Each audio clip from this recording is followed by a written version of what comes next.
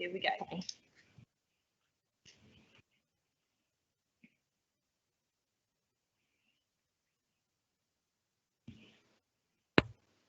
Hi everyone, welcome to this live lesson. Today I'm going to be doing an art lesson with a group of children, and through it I'm going to show you the different sorts of way that I've used to teach art through virtual school and now with a blending learning approach. I've got a few children with me. They're all on their separate computers. Some are at home, some are at school. And they are part of this call. So I'll be asking them questions and they'll be joining in. And at the end of the lesson, we'll turn to the children and we'll see what they've come up with. So I'm going to start this lesson off with the first little question that I'm going to pose to the children. And then I'll try and be very clear on who I'm talking to, because this is where it gets confusing. So I hope my slides will help make that very clear. Okay, so first of all, I'm going to turn to the children and I'm just going to ask them a question. So I'm going to start this lesson off by saying, I want you children to think of all the artists you know about. So any artists you feel like you've ever learned about in school or that you can remember the names of, okay? And this is just a little experiment. There's no right or wrong answer to this. We're just going to see what we know. Okay, so while the children are thinking about this, I just want to talk to the audience about why I'm questioning in the way that I am. So as they're thinking about it, the reason I'm asking this question is because I want them to have a think about the types of artists they know about, because part of art education is about being able to think critically. I want them to begin to explore not just the world of art and design, but how it fits in our society and what its purpose is. And actually, in this context, what it actually says about society and our history.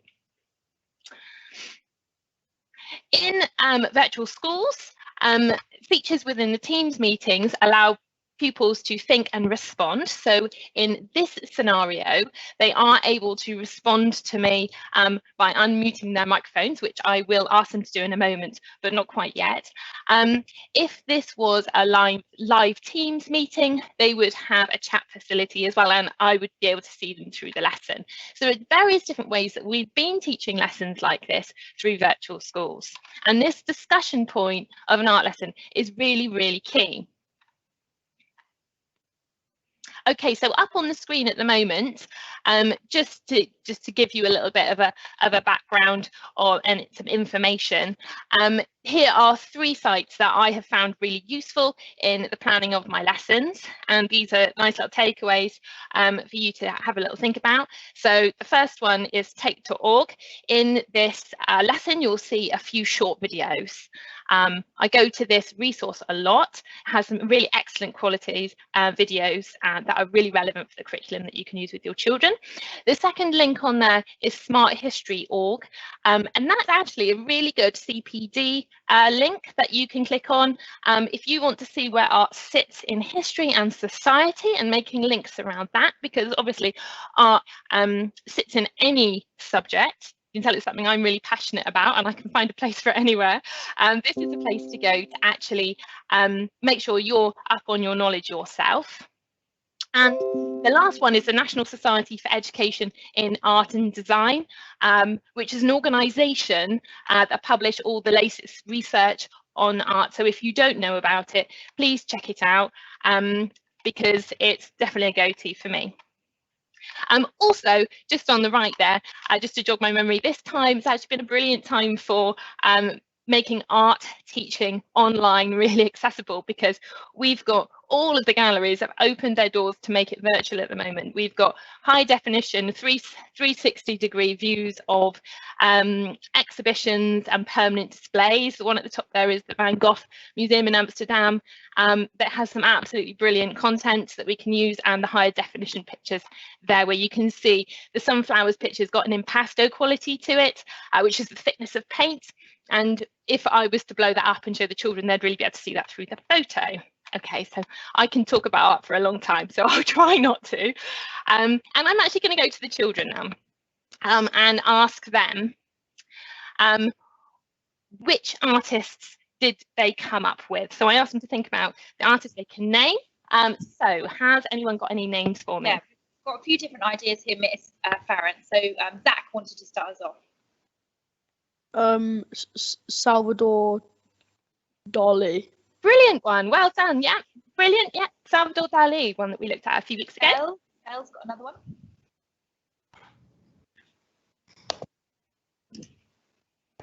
What have you got, Belle? I've learnt about Van Gogh, Banksy, and Pablo Picasso. Brilliant. Yeah. So we got Van Gogh, Picasso, and Banksy. Okay. And Kiki's got a few more, I think. Have you got Kiki? Have you got any different ones? I have Vincent Van Gogh as well. You had similar ones. Well done. Well done for remembering those. Now we've got 4 names there. Well, let's stick with those 4 names. Okay. So having a think about the ones that we have said, can you think of anything that links those artists together? Is there any similarities between those 4 artists? I think you probably all know all of them because we've all looked at them in art before. So what can you think that's similar about them? Josh has got an answer there. Would you like to hear from Josh? They're all men. They are. Well noticed, Josh. They are all men. But what does that tell us? Does that tell us that women don't make art? Is there any other similarities between these people that you thought of?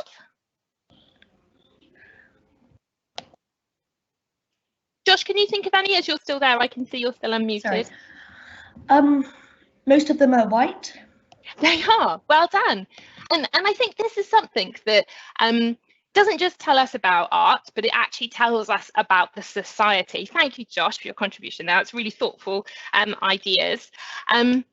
It actually tells us a lot about society, and this is why art is actually really, really important, that we don't just look and we talk about pictures, but we actually look at it critically and start talking about why this is. So just for the group of children here, just to let you into a little bit of inside knowledge, in art school there are slightly more women than men, and yet of all the 100 most expensive paintings in the world have all been done by men. That's really strange, isn't it? Does that seem equal to you? It doesn't. That's lots of head shakes. Not lots of head shakes there. That is not equal. So for some reason, women have been forgotten. Now, that doesn't mean that women don't paint and don't draw and don't create artwork. In fact, from the 18th century, it was seen that if a woman could do those things, it was seen as a really accomplished thing. But for some reason, the women have been forgotten through the history of art, and that's something that we need to change. And also, Josh mentioned that all of the artists we talked about were white, and they're actually European artists, and that's something that we need to change as well. And we've been having lots of discussion about Black Lives Matter, and we need to make sure we're bringing all these people to the forefront that we have not spoken about, all these talented people in the past. Okay, I'm going to move on to the next part. This is still for the children. This is an example of a short. I'll just show you the beginning of it. The sort of video that I would share with the children. The 17th century artist Judith Leyster worked at the same time as the Dutch master Frans Hals. Their works have a similar style. Leyster was well respected during her lifetime, but because she was a woman, she disappeared into obscurity after her death, and only re-emerged when it was discovered that 7 of her paintings had been wrongly attributed to Frans Hals, including this one in the Louvre. Some female artists adopted male names, like Claude Cahun and Grace Hartingen, who signed her works George. Some artists just used their initials. LK is Lee Krasner. Here she is laboring under the weight of constantly being referred to as Mrs. Jackson Pollock. Okay, so there's just a little snippet of women that have been really popular through art, but actually have been forgotten. And actually, a lot of the time through the history of art, this is because the people who wrote the history books were actually men themselves. So this is something that we're working on, and we're trying to change. We're trying to get it more equal now. And you'll find more and more women are getting the exhibitions that they need. So up on the screen now, you have lots of different faces. These are all different types of people, and they're all artists. So you can see an artist can be any color, they can be any gender, they can be any age. And here are two more artists. The one on the right-hand side is called Waris Kareem, and he's actually from Nigeria. He's 11 years old, and you see that little picture behind him. And actually, I've got another picture that's going to pop up on the screen. There you go. He creates artwork, and the style is hyperrealism, which is really a realistic style. He uses pencil. You can see he doesn't have a lot of money. You can see the building that he's in there. And this is actually a snippet that I took from the news of the artwork he creates. He sells professional artwork. He started drawing when he was 6 years old, and he started selling them as a professional when he was 8 years old. So that's incredible. The little girl on the left-hand side, this is actually my niece. She's 7 years old, and she is art mad. She's an artist, and she paints and draws and creates artwork all the time at home. This is a face you may recognise. Miss, have I got any thumbs up if the kids recognise this one? Put your thumb up if you recognise who this is. Let's have a look. You do? Oh, Josh does, Miss. I'm going to unmute her now. I'm going to give you another picture clue. Do you recognise him now? Maybe. This is a picture from the Great British Bake Off. This is Noel Fielding. He is an artist. So this group of pictures show you that being an artist doesn't mean it has to be your full-time job. It can be a hobby, or he's actually a professional artist. It can be something that you do on the side. You don't have to, it doesn't have to be your full-time job to be an artist. And lots of people that you would never guess are actually artists, like this lady. This lady is better known as a very famous tennis player, Serena Williams. And she is also a painter and a designer. This is her fashion line. So she is an artist herself. Pretty incredible what people get up to in their spare time. So we've learned that an artist can be absolutely anyone, and we have outlined that we can't name many female artists, and that's something that we need to change, or black artists. So now I'm going to introduce you to someone new. So this is a lady called Faith Ringgold, and she is an artist. She's actually 90 years old, but she's still alive, and she's from America. So I'm going to just very quickly introduce you to her. I was born during the Great Depression, and I lived in Harlem. From the time I was a little kid, I always had my crayons, and my father brought me my first easel. I had my paint.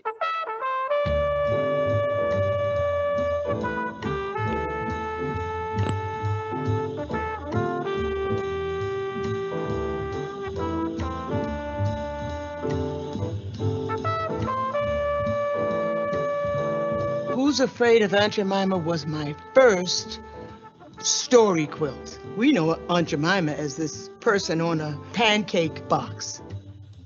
I rewrote Aunt Jemima's whole story.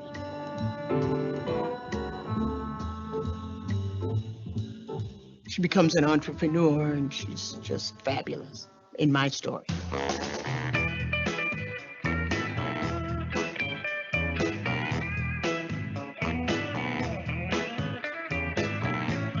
They would call the guys inside to sit around the table to talk to the curators and to the directors.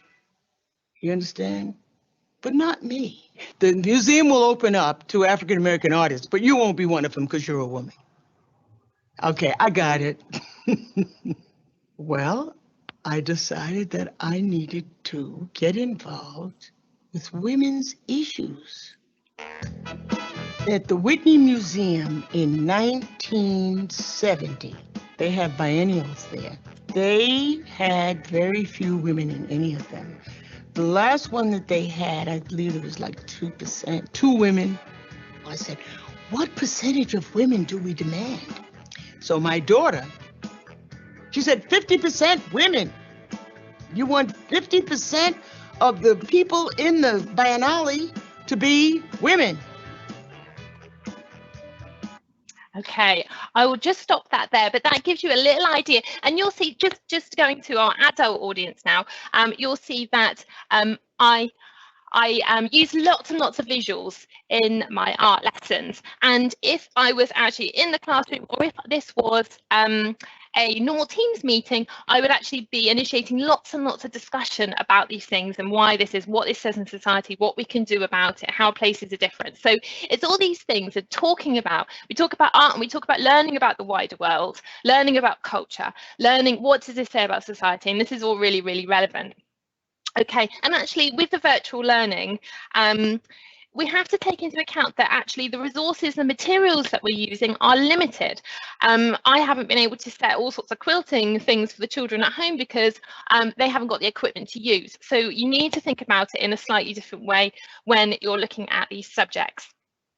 Okay, so I'm going to move on from this video, and the children can catch up on this and have a look at this in their classroom or later on in their links from home. So this is an example of one of the pictures that was used in that little video. This is Who's Afraid of Aunt Jemima, and she did give us a little insight with that one.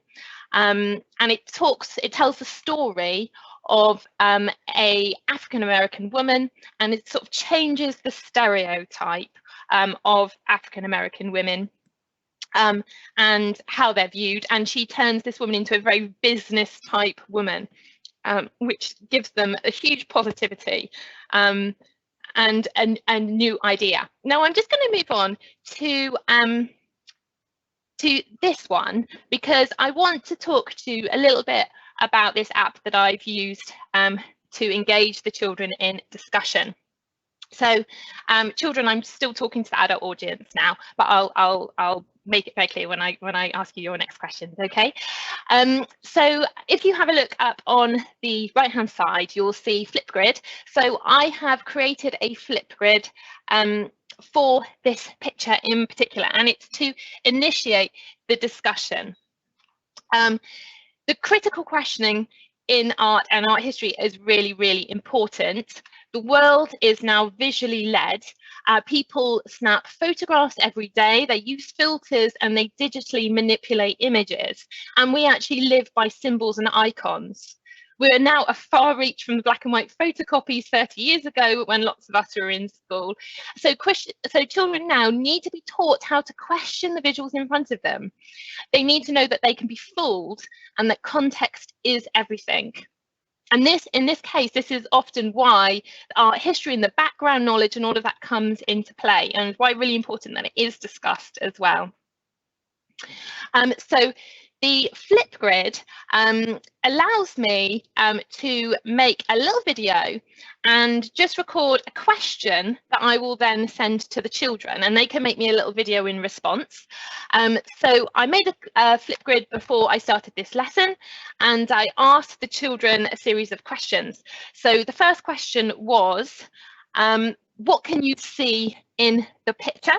The second question was, if you could give this picture a title, what would it be? And the third question was, does something surprise you? It lost me though. Is there anything that surprises you about the picture? So they were asked to think about these three things. I don't want to spend too long on that, I'm very aware of time, but I wonder if any of the children have any suggestions for a title they might give this piece of artwork.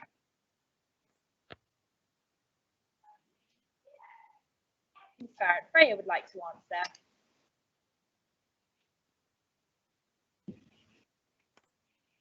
Go on, Freya, I can hear you. Hello, Freya. She's just unmuting herself. Oh, is she? Anybody else want to unmute themselves and answer while Freya's sorting herself out? Go on, Josh. I'm not really sure, but maybe flying in the night.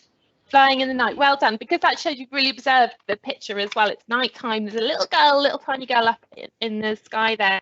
I asked the children the questions without actually giving them any context of the picture, to just have a look and just be able to practice verbalizing what they can see in front of them. So for the children, this is a picture called Tar Beach, and it's acrylic paint, and it's actually a type of quilting around the outside.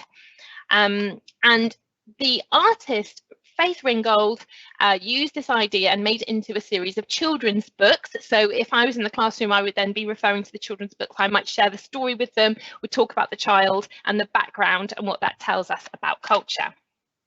Okay. I also have a little short here, which I won't go into now, but it's actually showing Faith Ringgold looking at this picture and actually talking about the process of how she made it as well. I've had videos like that, really inspiring for the children. They really get into the mind of the artist. But just another little example, so I'll show the children lots and lots of visuals when I talk about artists, because it's not about remembering the titles of them, it's not about remembering the names of the people, it's about just knowing all of these things are around, that there's a visual world that we live in. So this is sunflower quilting. I wonder, and I've not shown the children this picture before, so I wonder if anyone can work out who this is. Does anyone recognise this figure? And I'll give you a clue, there's lots of sunflowers there. So I hope someone recognises who this might be. Any of the children thumbs up, miss? Kiki looks like she might want to have a guess. Go on, Kiki. Was it Vincent van Gogh? Yes, it is. Yeah, it's Vincent van Gogh. Well done. And this is actually a quilt that Faith Ringgold made. And what she's doing is she's comparing these powerful African American women, all doing this tradition of the quilt making, and they're doing it as a collective effort, all of the generations of women in the family all working together, and she's comparing this directly with the single male white male painter, the solitary painter, and he's comparing these two different approaches through history. So it's really interesting to go into things like that and just talk about that with the children. So I'm going to move on now to show you how I would then go on to demo to the children different processes. So this is a little video that I will have made. I have actually shown this already to the children, so I'll just show you the first bit very quickly. So using my ruler, I'm going to use the thickness of the ruler to create my border. So I'm going to line it up against the edge of my piece of paper. So this is just an idea of how I would demonstrate something. So other than talking to the camera, using shorts to really engage and be able to create discussion around these pieces of artwork. I also do little demos like this so the children can see. Okay, so I've actually shown this with the children already. So the children can get on with their artwork. They know what they're doing. They've got this little video clip. And so now to the adult audience on the call, I just want to show you how I would go about doing this. So here is a little video that I made just to demonstrate how I go about making these little demo videos. Really in a practical way. As an art teacher, everything's very, very practical, hands-on, and I did this at home, so really inexpensive equipment. Okay, so here I am videoing a lesson, and I'm literally just using my phone, which you can see in the phone holder there. I purchased this little tripod for about £20 off Amazon. It's actually called a ring light with a tripod stand and phone holder, and it all comes together. I thought this was really important because we have alternative ways, digital linking, and using the digital tools in a different way to demonstrate things to the children. But when it comes to art specifically, I might want to show them a painting technique. I might want to show them how to hold their pencils in different ways, to show different thicknesses, different presses, and I might want to demonstrate things slightly differently. So this is the way that I've been using that I find is actually really effective. So then once I have made these little video clips, I would take them all together, I would edit them down, I would include all the little short videos that I'd collected to teach a particular thing or a concept, and then I would use something like Windows Movie Maker, which is just really simple to use and a free download, to edit my video together and then give to the children.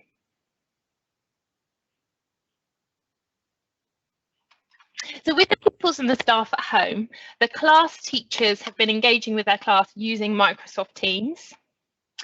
And using Teams, the teachers and the pupils can access all the Microsoft products within Office 365. You can see here, this is an example of their timetable. And you can see in the afternoon session, it says Miss Farrant's Art. This blue writing, they just click on that and then it takes them to the lesson. And that is just the little video that I've put together, and it's been uploaded to either Microsoft Stream or ClickView, which is what I've been using. So ClickView is a really useful resource. In themselves, you can curate it and you can create your own little bank of videos and your own libraries, which is what we've done. It's all internal within the school.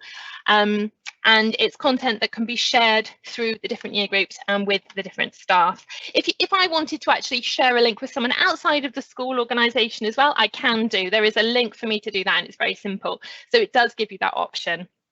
I think Michael Wilkinson delivered a presentation yesterday at 1 p.m. on ClickView. So if you want any further information of that, please check that one out in the recordings. So whilst the children are busy working at the moment, I'll just give you a little bit of an insight as to how I go about planning these lessons. During the time of lockdown, as the children were beginning their journey into virtual learning, I wanted to provide them not just with a quality art provision, but I wanted to reflect and adapt to the new challenges we faced. I wanted to include topics that were relevant and stretch to the wider curriculum to ensure a quality provision.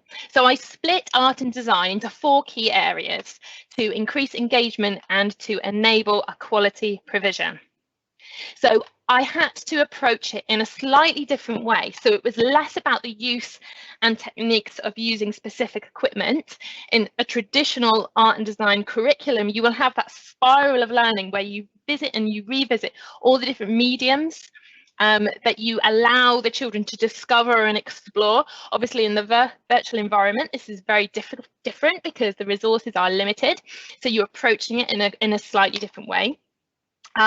So I developed it in looking at these 4 things. So well-being, cultural understanding and representation, creativity, and links to artists, designers, and creative industries.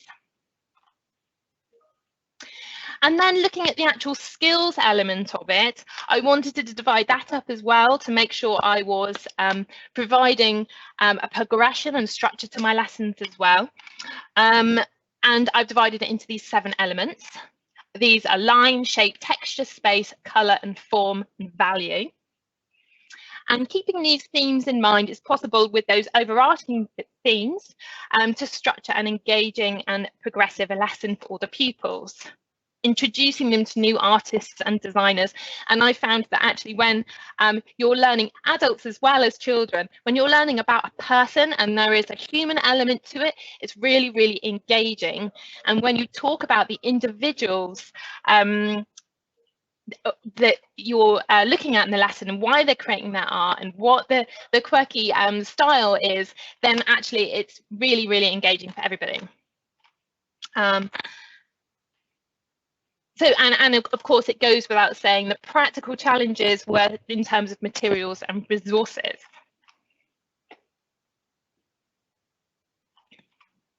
And the interesting thing is, and I think it's worth saying that during the time of lockdown, many of us adults have also turned to creative activities because it's also that process of slowing down and the mindfulness that it gives us. My colleague here at Cornerstone has taken up painting by numbers and cross stitch, and we have all had to be creative actually without even realizing in the activities that we're doing at home.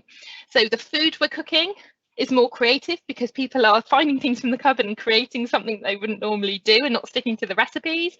And as teachers, we've had to be creative in our approaches and learn new things.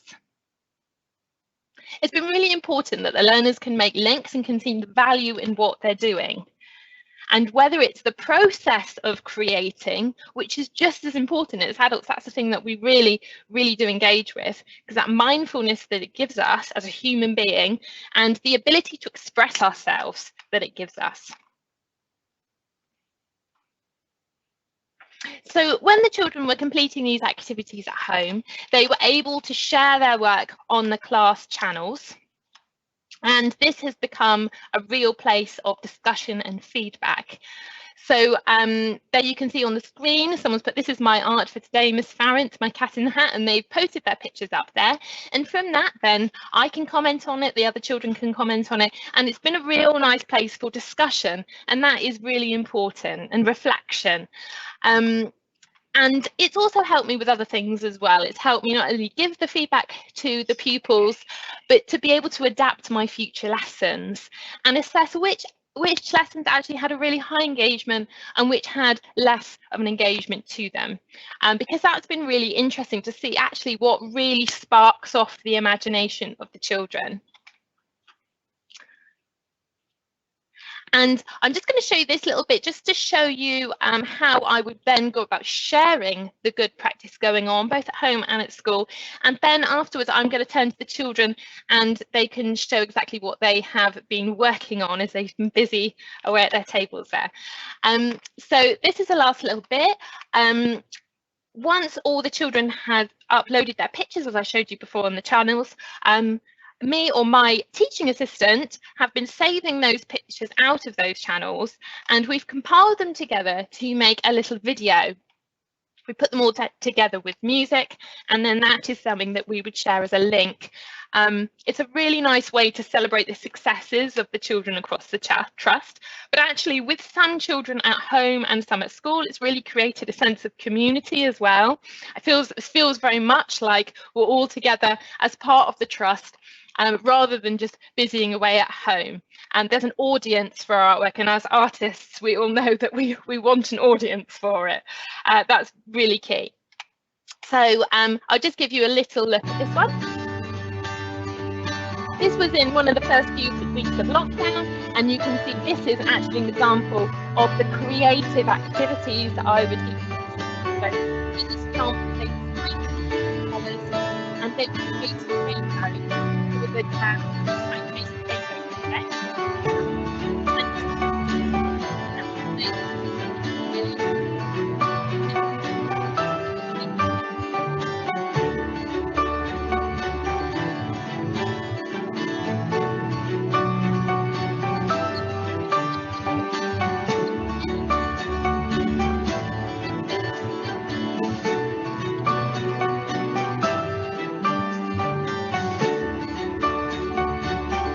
Okay, so I'm going to stop that there. I'm very aware of time, so I think we've got a couple of minutes that we can just turn to the students and just see. I think I haven't given them a huge amount of time, so I think they will have just made a start on what I've asked them to do. So I don't know, Miss, if any of them are ready. Are on their way to being finished. So I think if we have a look at Freya's first. So Freya, I'm just going to put your camera on the screen because Freya's holding up her artwork. And Miss, I'm going to, do you mind stopping sharing your screen just so that we can really see Yeah, it? I've stopped sharing. And okay, so let's have a look. That's really good, Freya. I can see the border is absolutely beautiful. Just for the adults at home, we tried this in 2 different ways. So the children at school started off with collage materials. So you can see that Freya has really picked up the repeating patterns there and looked at the designs and the papers that she's chosen. So that looks gorgeous. I can see your girl up in the air there. Lovely. And has anyone else got anything? Yeah, Belle is going to show hers. If I just line Belle up to go live. Oh. Bear with 1 second, Belle. There we go. Wow, that's really good. And I can see those patterns must have taken you a long time. And you've got your child up in the air. And is she at the beach, Belle? We've got to unmute her. Yeah.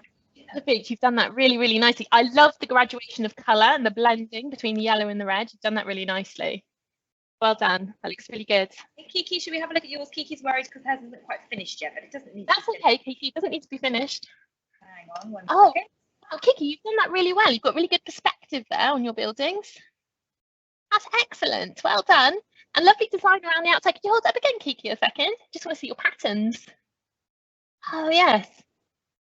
Well done. You've got a really nice balance of colour in that border there. You thought about your colours really well. Excellent. And then we've got Josh. We can have a little look at Josh's if he's going to hold his up, and then I'll send you live, Josh. Look, Josh. Oh, Just I coming can just about see that. Your perspective is looking really good there as well, Josh. Can you hold it back a little bit so I can see a bit better? It's looking really, really good. And you've got a really nice balanced border there as well. Good start, everyone. Right, so we've got Zach as well, but Zach's camera isn't working at the moment. So Zach, did you want to just unmic yourself, unmute yourself, sorry, Zach, and we can just tell us what you've depicted in your picture, what you've shown in your picture? So far, I've got like, it's like a completely black sky, so it's like night, and then I'm gonna have like the sun, a lot of sun, the moon, and then the moon is gonna put like the light on the girls in the air. Oh, beautiful. So you're really thinking, I know you've done a little bit of work about Rembrandt, haven't you, in chiaroscuro in your classes? So you're thinking about light and dark and shadow in yours. That sounds really good. Well done. Are you enjoying this project, guys? Lots of nods. Good. Good. Excellent. That's what we like to hear. Excellent. And what do you think of our new artist this week? Do you like the artwork? Kiki has got a big thumbs up. Josh has got a big thumbs up. Yep, we're all smiling. We're all nodding. Definitely. Excellent. Thank you so much. Thank you so much, everybody, for being part of this lesson. I hope you enjoyed it, and I hope you enjoy finishing off your bits of artwork. And thank you very much for attending this session. I'm not sure if there are any questions. There's some questions, but it's more around the logistical use of Flipgrid and just safeguarding. And I think what I would say in terms of our trust's approach to the use of Flipgrid is that we give really, really strict guidance to the children around where, if they're doing them during virtual school, where they're recording them. So they always need to be recorded in a communal space. They always need to be appropriately dressed. If we're doing them at school, then we're really strict with our children at school, ensuring that they never take photos of anyone that they don't have consent for, they never take video of anyone they don't have consent for, and we very much use it as a tool to give them their own individual voice. And it's not something that we would ever encourage them to use in a negative way. We would, ensure that is definitely being set consistently across the trust. So it's a really, really good platform, Flipgrid. As Chloe said, there's loads of positives to using it. I would really encourage everyone to go and have a look at it, especially in the arts. It's so important to give them all a voice. Thank you, Chloe. But other than that, no other questions. Thank you. And thank everyone for attending the session. Thank you, Bonnie. Thank you very much. Bye. Bye.